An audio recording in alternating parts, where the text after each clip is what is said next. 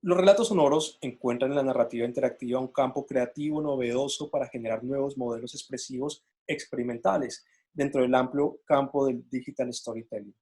La tecnología de Internet permite construir relatos interactivos en los que el diseño sonoro y la música dentro de este cumplen un papel fundamental, en ocasiones protagonista en la elaboración de nuevos modelos de narración multimedia e interactiva, ¿no? Bueno, no nos ha dicho nada que no conozcamos. Sabemos que esta era digital y los medios digitales lo que nos ha permitido es ampliar el abanico de posibilidades técnicas y narrativas que teníamos, ¿sí? Y de eso se trata esta materia multimedia, de poder explorar un poquito cuáles son las herramientas digitales que tenemos a la mano para poder expandir los universos narrativos pues, con los que contamos generalmente.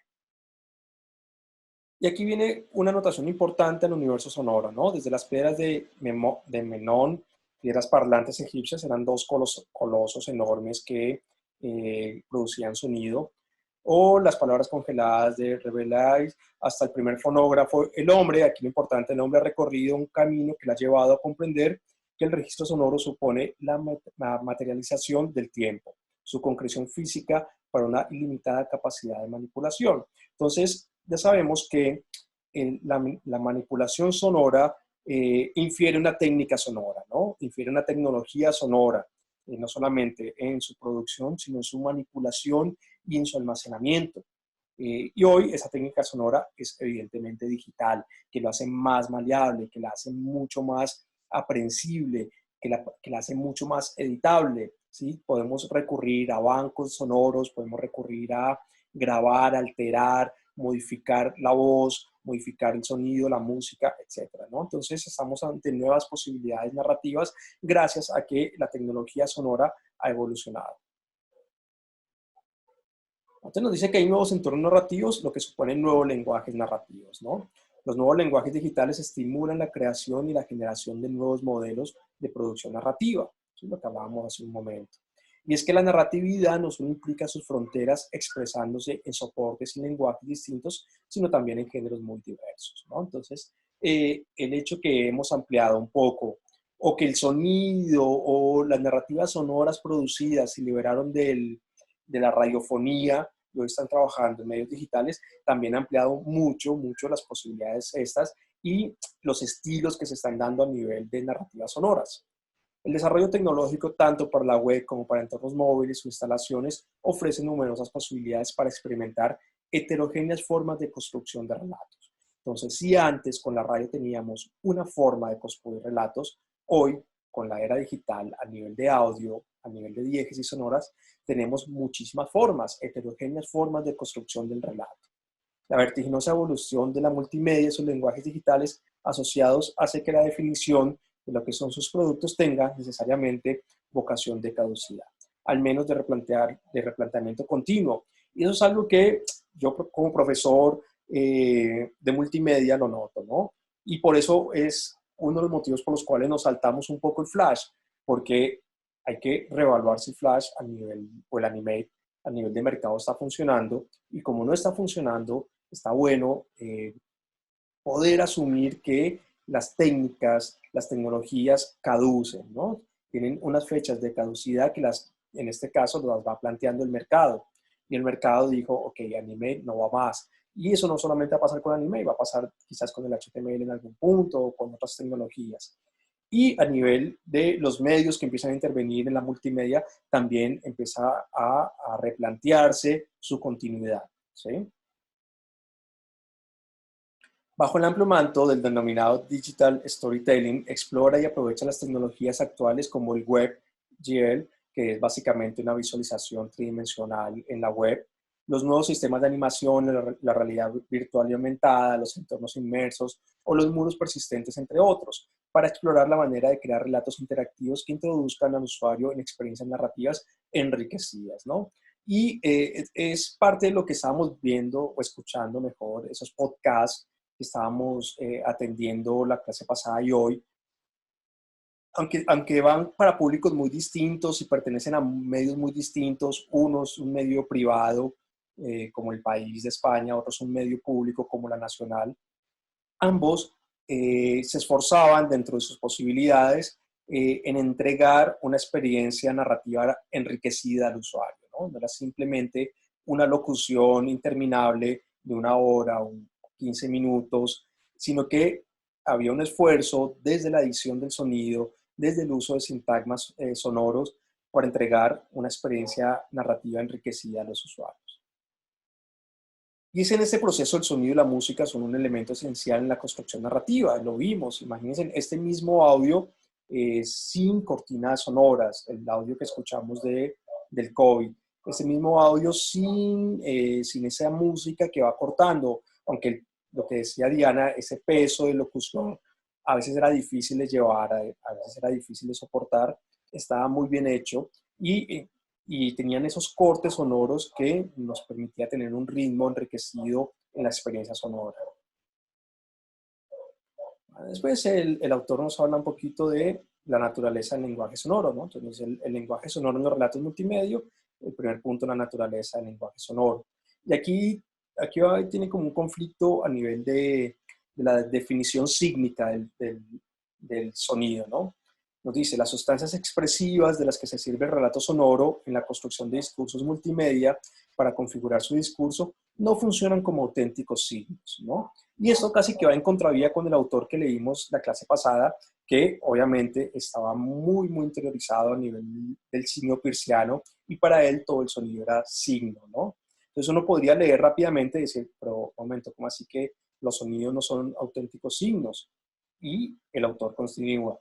La construcción de los relatos se produce por medio de una figuración tecnológica que realizamos de las imágenes acústicas reales, convirtiéndolas a través de esa transmutación en elementos perennes y manipulables. Entonces él nos dice, no son signos naturales, ¿sí? No es como la lengua cuando se habla, que es un signo natural, sino que hay una edición técnica, una edición que hace que estas imágenes acústicas se transmutan y cambien su esencia. Y a eso se refiere, ¿no? Entonces, no es que no sean signos, no es que no tengan significación, sino que no son signos naturales como el habla.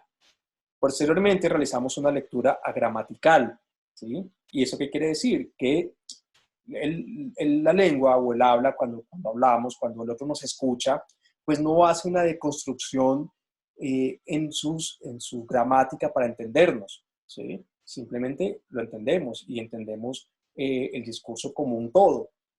Quizás después podemos hacer una deconstrucción gramatical, pero el entendimiento se da de manera agramatical. No estamos pendientes, ok, qué preposiciones está usando, qué adverbios usó bien el pretérito, lo usó mal, ¿sí? Simplemente hacemos una toma de sentido total y después, si queremos, hacemos una deconstrucción gramatical. Y lo mismo pasa con el sonido, ¿no? El sonido, hacemos una lectura gramatical, podríamos deconstruirlo, que es lo que hicimos más o menos en la anterior clase y en esta, de hablar sobre los efectos, la música, la locución y demás, pero la toma de sentido es totalmente gramatical, porque tomamos todo el texto en su unidad compleja. Pues como los lectores seguimos, hacemos un reconocimiento basado en los códigos del lenguaje sonoro del mundo natural. Si entendemos por lenguaje un conjunto de significantes, podemos tomar el uso del concepto del lenguaje sonoro multimedia en cuanto que está constituido por 3 tipos de significantes. Y aquí habla exactamente lo mismo que hablaba el autor de la clase pasada.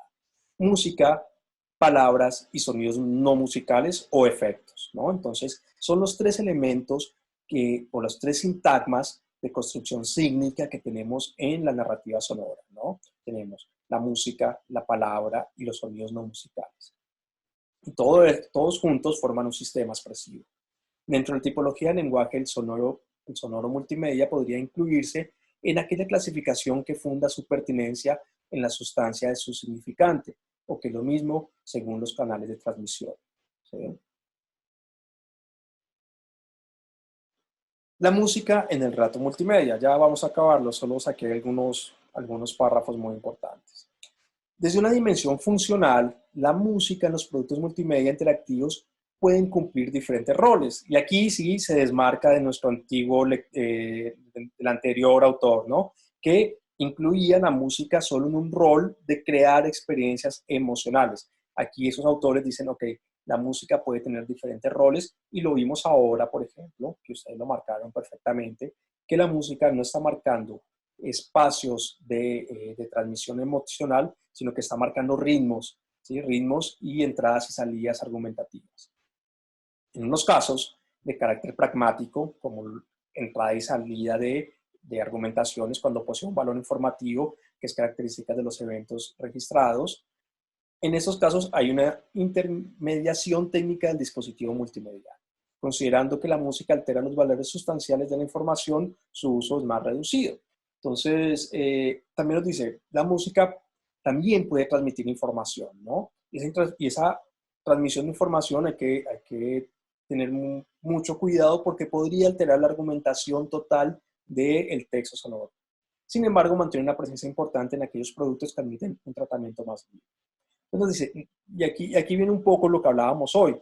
Como ese podcast de la Universidad Nacional está tan puesto al servicio de la academia, al servicio de información, y tiene un sentido informativo muy grande, el uso sonoro se limita mucho, ¿sí? Porque no está tratando de tener un nivel expresivo, un nivel emocional alto, ¿sí? Como si lo tenía un poquito más allá el del país, pero hasta ahí, sin mucho uso sonoro, porque también tenía una carga informativa alta.